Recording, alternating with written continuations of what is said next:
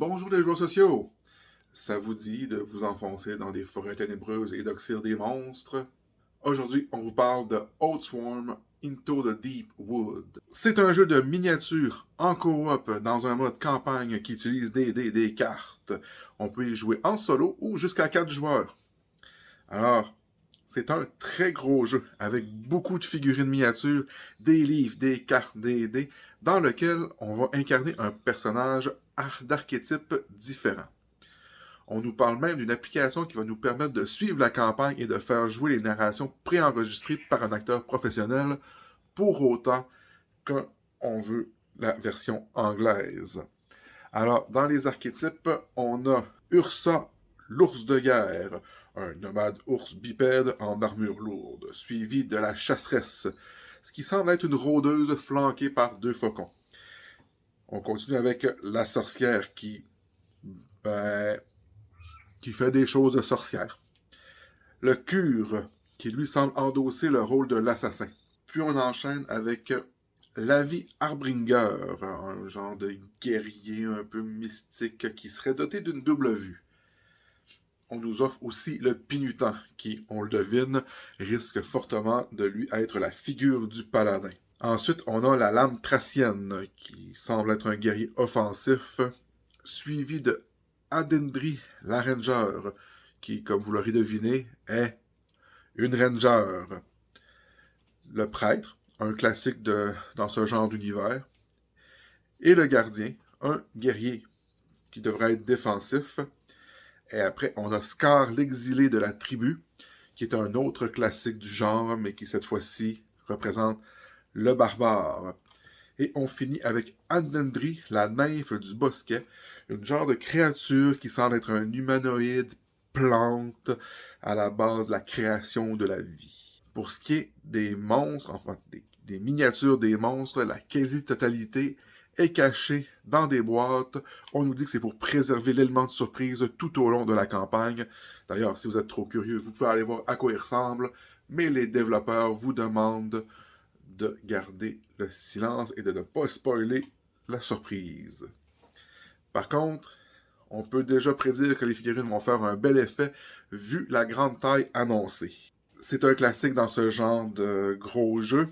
On nous offre plusieurs ajouts, soit des pièces de terrain en 3D, des premiums, une boîte pour lancer les dés, des sacs de rangement de luxe avec ornement, un livre des concepts artistiques.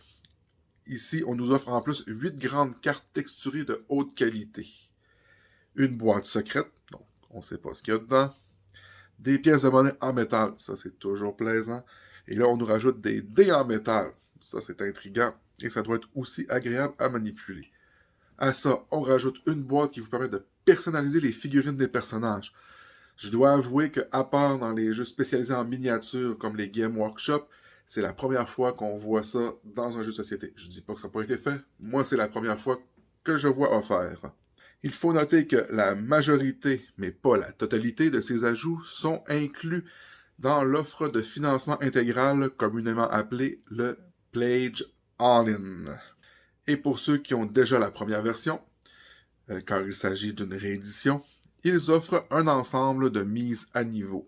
Pour ce qui est de la jouabilité, on doit avouer que les informations se font plutôt rares si on exclut les vidéos d'introduction et d'explication.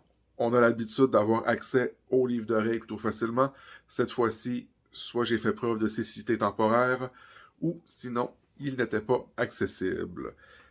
On nous montre tout de même de rapides exemples pour ce qui est du système de combat qui semble mettre en action un lancer de dés entraînant une pioche de cartes, peut-être de ressources ou un système de dégâts spécifique, puis une façon de jouer nos cartes pour activer nos personnages et à la fin, ce qui doit être, selon nous, le fonctionnement d'une espèce de réserve de capacité des personnages avec rechargement.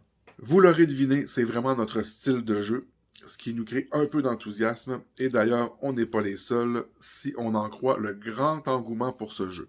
Comme en témoigne la somme pharaonique déjà engagée par les backers et le pointage stratosphérique présentement affiché sur Bug Geek, soit 9,4 sur 10. Je crois pas que j'ai déjà vu ça. Et d'ailleurs, avec tout cet engouement, il faut se méfier un peu. C'est vrai que la présentation est très léchée, tout semble très beau. Il faut se méfier, il faut quand même lire les commentaires, et il faut en laisser autant de ceux qui démolissent le jeu que ceux qui l'encensent. Donc, lire en détail, allez voir les forums, car, comme dans la plupart des jeux de miniatures maintenant, l'engagement financier est très conséquent. Donc, si on ne veut pas tomber sur un citron, il vaut mieux prendre nos précautions.